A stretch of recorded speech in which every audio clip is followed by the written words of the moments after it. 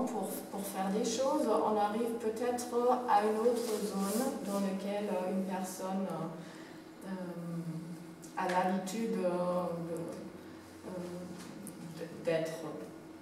Donc ici, par exemple, il y a une personne qui a des liens avec la Corse, mais la Sardaigne, ça ne l'intéresse pas. Puis elle a l'avis qu'au sud de l'Italie, les dialectes sont trop divers. Donc avec l'italien standard, elle pense de ne pas pouvoir communiquer pour satisfaire tous ses besoins. Et la même chose peut-être dans la zone des Ch'tis. Ça, c'est seulement imaginaire. Donc, ça pourrait être comme ça qu'une personne ne prend pas en considération tous les domaines traditionnels des langues. Donc, mon approche, c'est de faire le recueil des profils de déplacement. Et pour cela, j'ai fait la liste de toutes les situations qui sont possibles de rencontrer dans une vie, dans la vie quotidienne. Donc, je demande pendant mes entretiens où allez-vous pour, et puis rendre visite à la famille, rendre visite aux amis et d'autres connaissances, faire les courses pour des raisons de santé, où allez-vous, etc., etc. Et pour quantifier un peu les mouvements, c'est combiné avec la fréquence. Donc, combien de fois allez-vous à cet endroit chaque jour, ou plus fort par semaine, etc., ou seulement rarement. Et la troisième étape, c'est de demander dans quelle langue parlez-vous dans cette situation-là. Et on peut arriver à un tel profil. Là, c'est le profil que j'ai extrait, ou que j'ai essayé de synthétiser en carte. C'est le profil de mouvement d'une jeune Vallotène.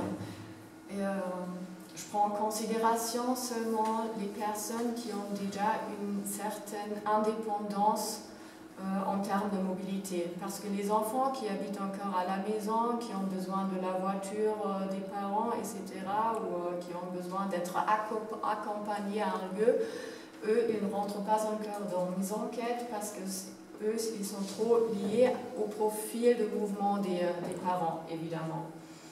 Et là, cette jeune Vallotène, elle est déjà indépendante.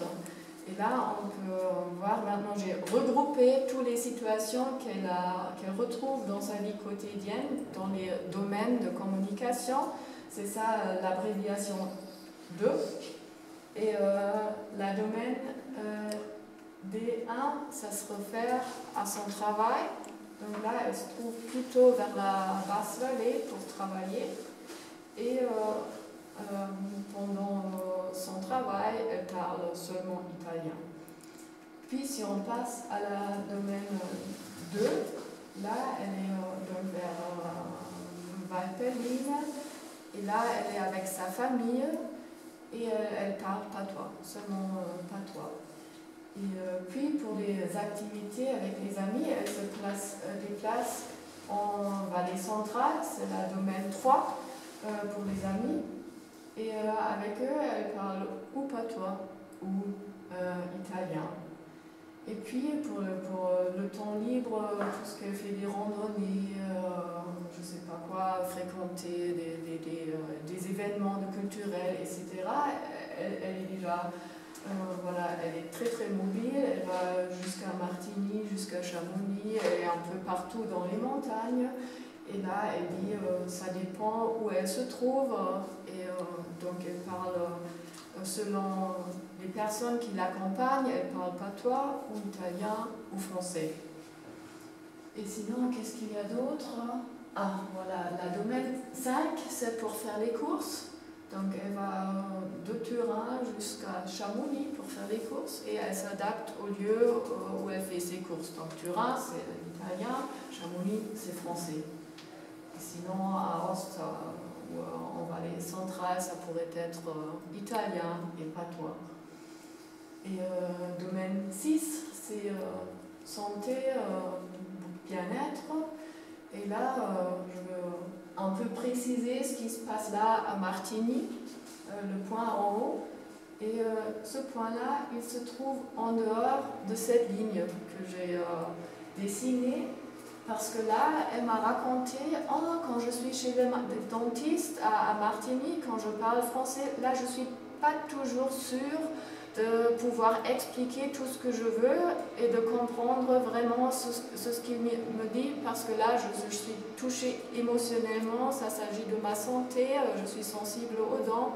Donc là, j'ai quelques doutes de vraiment réussir la communication en français. Donc là, c'est en dehors de sa portée communicative effective. Là, on a déjà, voilà, c'est une situation dans laquelle elles ne se sentent pas assez compétentes à agir en français.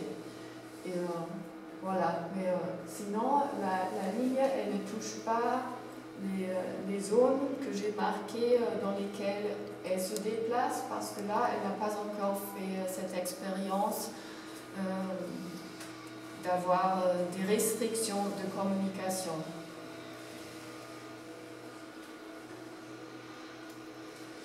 Voilà, donc c'est ça, les déplacements dans le présent. Donc, on s'approche un peu du futur. J'ai encore un autre projet à part et j'aimerais bien développer une application pour téléphone intelligent qui enregistre les lieux à travers le GPS où les gens vont, et puis chaque fois que le téléphone a compris quelqu'un a passé du temps à cet endroit, puis il y a un mouvement d'un endroit à l'autre et la personne reste pour au moins quelques minutes. C'est donc là que le téléphone dit « Hop, voilà, j'ai découvert une nouvelle situation et maintenant indiquez-moi quelle langue parlez-vous et c'est quelle situation ».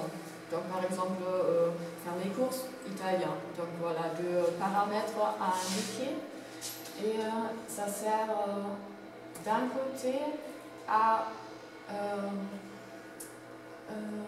augmenter la conscience des locuteurs même pendant quelle situation ils parlent, quelle langue. Donc on pouvait avoir des horaires comme ça pour le travail, c'est peut-être par exemple toujours français. Et puis le soir, quand la personne rentre chez sa famille, ça ne sera pas toi.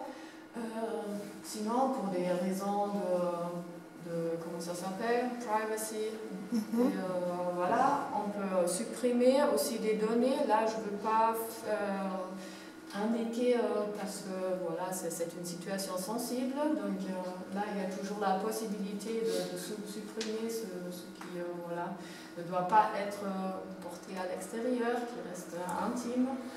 Et voilà, donc là,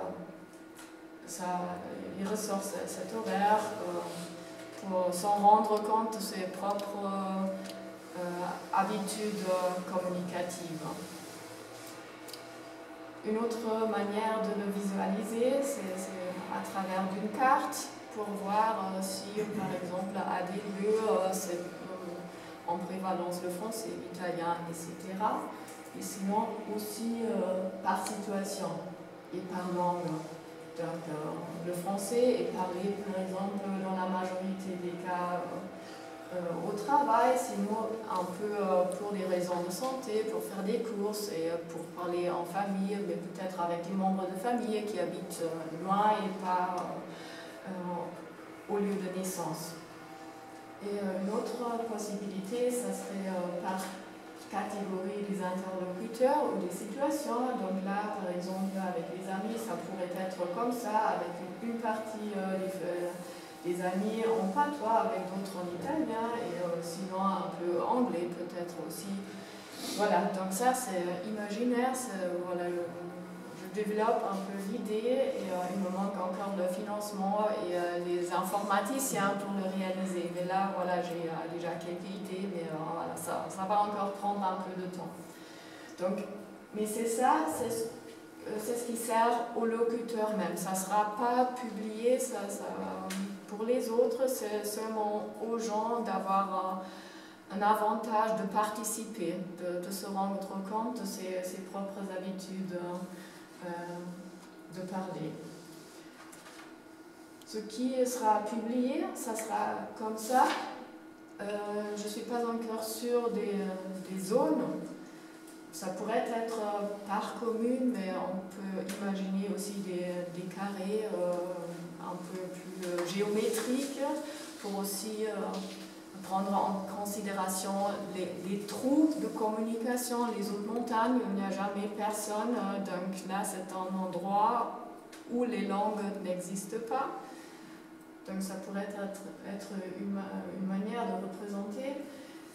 Mais sinon, si on clique donc, sur une certaine zone, on pourrait par exemple voir les données des autres participants à l'application. Donc voilà, là j'ai imaginé dans la commune des Vaudaines, etc.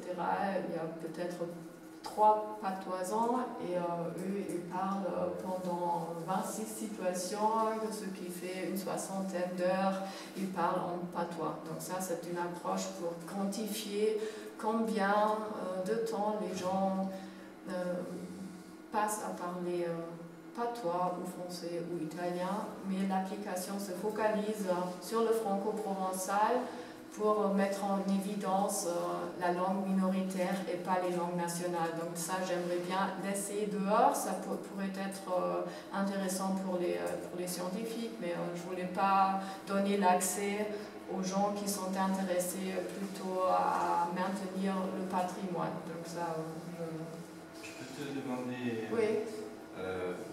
tu l'as dit maintenant, comme il y a des applications où on te dit bravo, tu as fait 3000 km aujourd'hui, est-ce qu'il y a la possibilité peut-être de dire, je sais pas, bravo, tu as parlé pas 3 fois aujourd'hui, je sais pas. Et voilà, j'arrive encore à une autre fonction, la fonction de se reconnaître.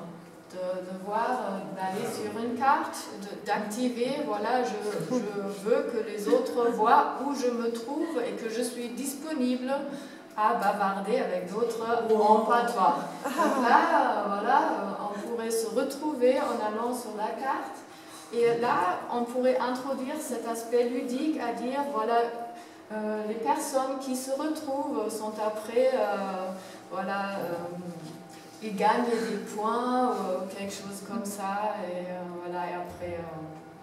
voilà. Un cadeau. Peut-être, ils gagnent, je sais pas, la participation à l'école d'été, sans rien payer par exemple, je sais pas.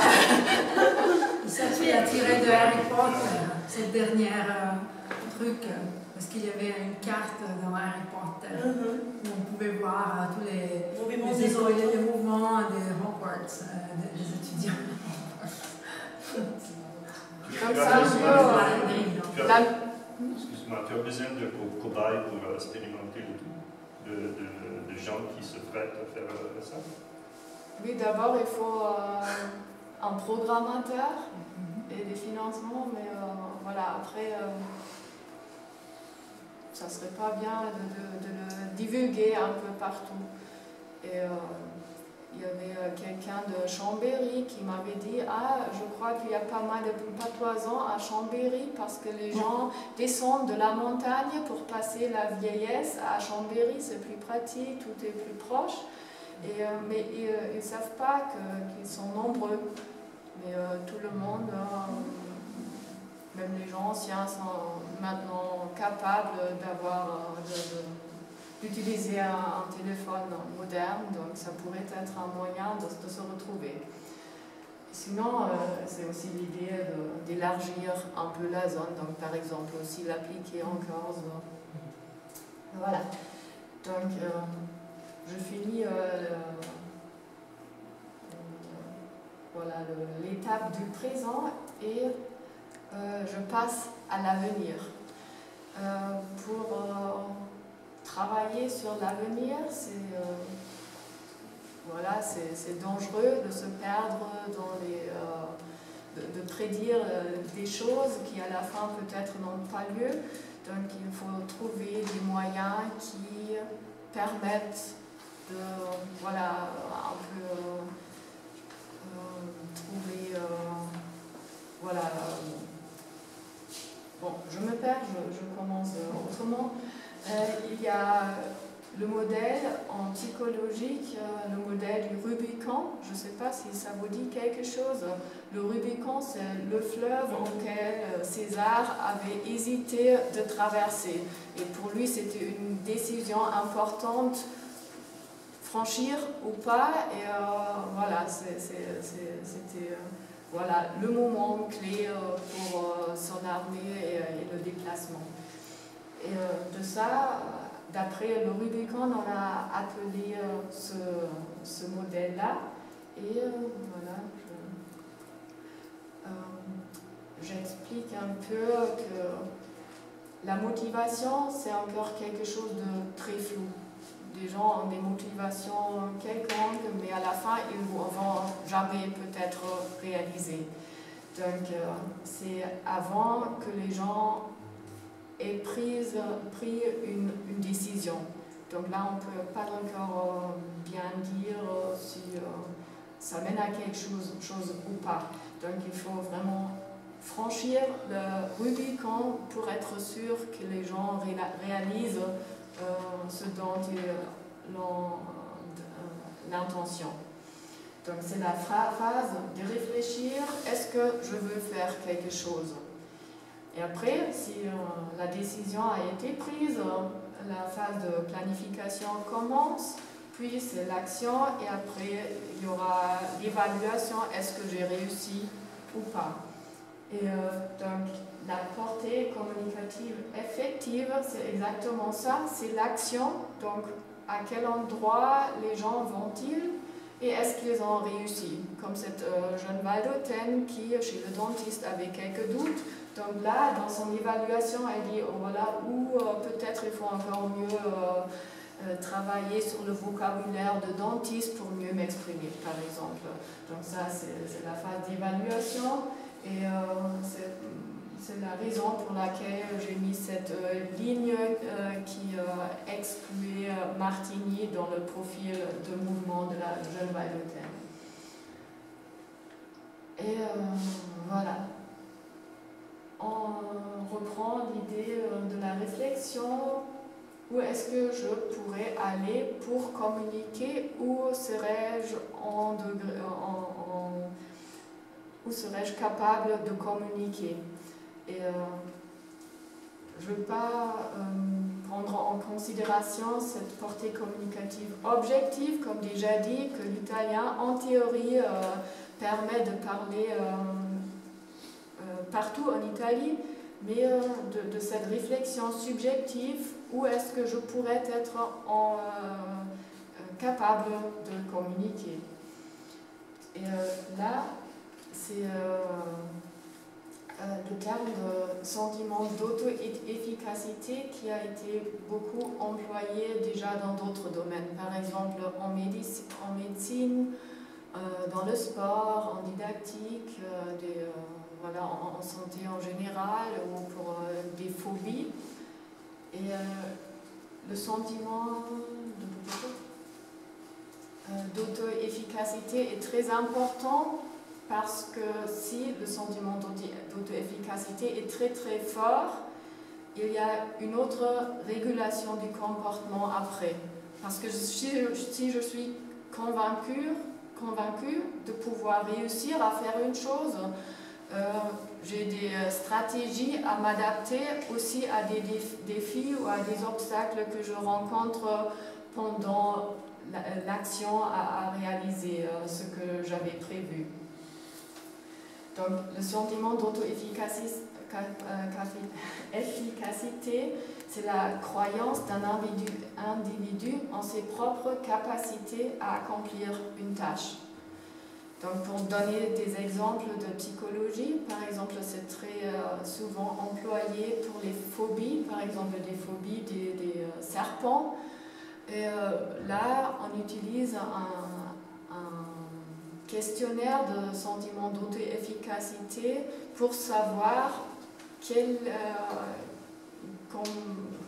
pour mesurer cette phobie.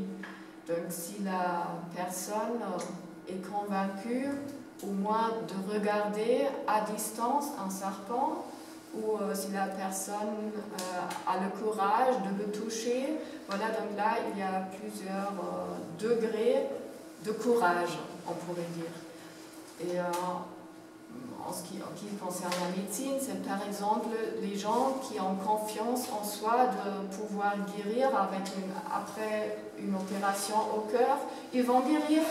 Et les autres qui ont des doutes, ils ont assez du mal à guérir et peut-être même qu'ils meurent parce qu'ils n'ont pas cette conviction d'avoir les forces du corps de pouvoir guérir. Et ça, on peut appliquer aux langues minoritaires parce qu'il est important, si les gens ont confiance en eux, de pouvoir transmettre une langue aux enfants ou de maintenir une langue dans une conversation dans laquelle il y a aussi des gens qui ne parlent pas la langue minoritaire.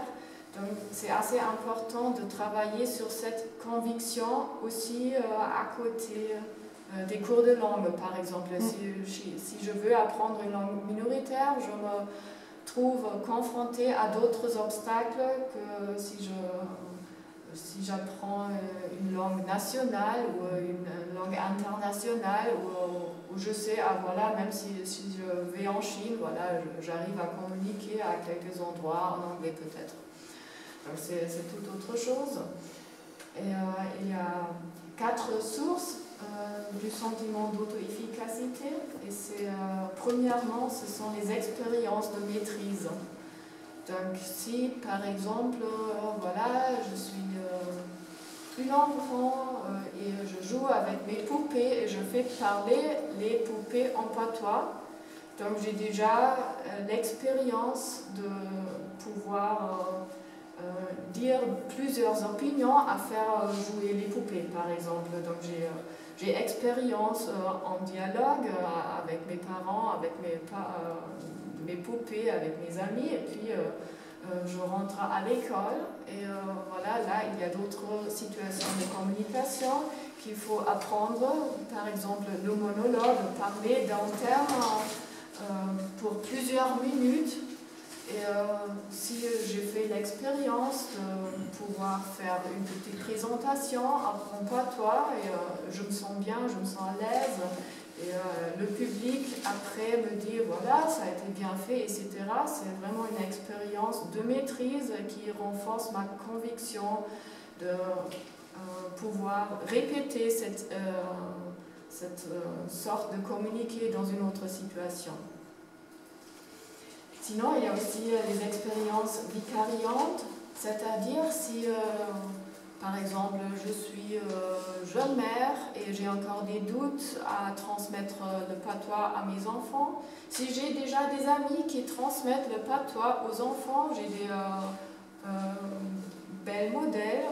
Et après, c'est l'expérience vicariante. Donc mon amie, elle réussit à transmettre le patois à ses enfants. Donc moi, peut-être, je vais aussi être capable à pouvoir transmettre la langue minoritaire aux enfants et de ne pas transmettre une autre langue. Tu peux conclure en 5 minutes, de manière qu'on ait encore 5 minutes après pour les questions éventuellement. D'accord. Sinon, on peut encourager quelqu'un de manière verbale, et sinon il y a aussi le rôle des émotions. Il y a toute une déjà procédure, comment construire ces échelles qui permettent de mesurer l'auto-efficacité. Et ils sont toujours des formulations.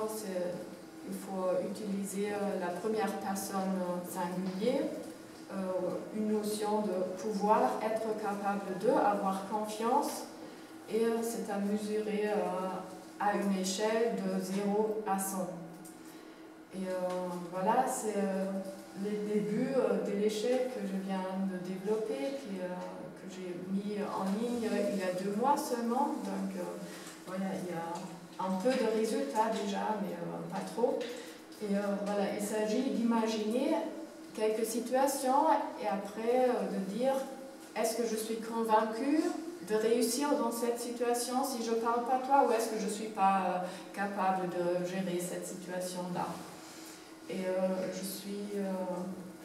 j'ai commencé à développer les affirmations selon plusieurs critères. Si j'écoute seulement et si c'est la question de comprendre ou si c'est de parler activement et dans plusieurs situations. Si c'est un monologue qui doit être produit ou écouté ou en dialogue, ou si par exemple il y a la situation que je dois reformuler des choses, parce que ça aussi c'est un défi. Je parle à quelqu'un, il ne m'a pas compris, et puis il me dit « Ah, tu peux répéter ça, je ne vois pas où tu veux aller avec tes pensées, tu peux me redire en d'autres mots ». Donc là, c'est un autre défi. Et à partir de ça, j'ai développé 10 situations qui reflètent ces paramètres. Si c'est monologue, dialogue, c'est comprendre ou parler. Je me laisse une minute pour lire.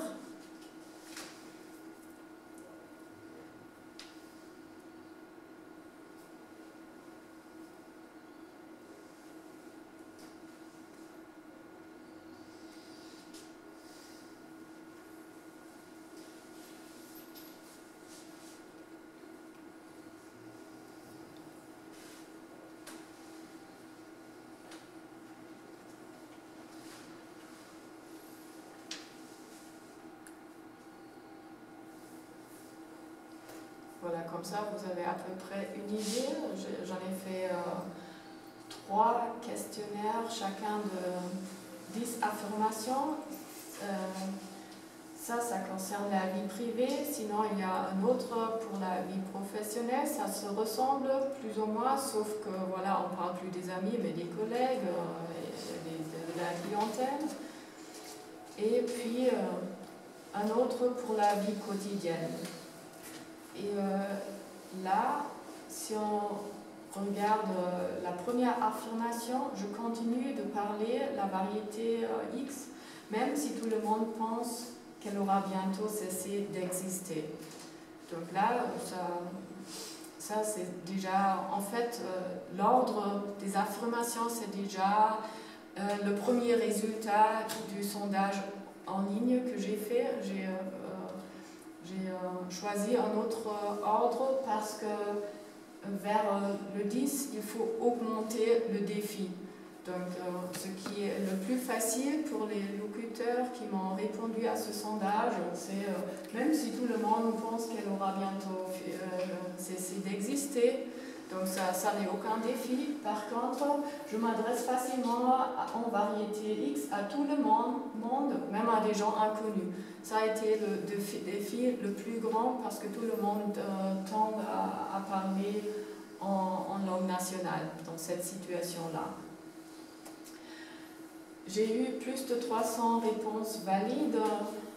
Le questionnaire, selon les calculations statistiques, est consistant. Et il y avait plus de 100 locuteurs du franco-provençal qui m'ont répondu. Et voilà, j'aimerais bien faire aussi la comparaison avec les autres locuteurs qui m'ont répondu. Donc voilà, il y avait pas mal d'Occitans, mais aussi de Corse qui m'ont répondu à ce sondage-là. Et j'ai rencontré quelques difficultés. Déjà dans les commentaires, c'est devenu évident, par exemple en ce qui concerne l'écrit. Avant, dans l'ordre, j'avais mis l'écrit dans les premières affirmations, parce que si quelqu'un écrit, il prend son temps. Donc, il a vraiment assez de temps pour réfléchir, pour trouver la bonne forme. Donc, normalement, si on apprend une langue nationale, c'est le moindre défi. Mais ici, on a la question des graphies et les gens ont d'autres opinions en ce qui concerne la graphie, aussi les pratiques d'écrire en patois. Par exemple, en parenthèse, quelqu'un m'avait répondu: je regrette que ce questionnaire soit centré essentiellement sur l'oral. Nous n'avons plus l'occasion de pratiquer. communiquant davantage par écrit avec les patoisans, particulièrement via Internet. Donc celui-là, il aurait aimé d'être plutôt demandé en ce qui concerne l'écrit. D'autres, par exemple, le patois des Molennes n'a pas d'habitude de s'écrire.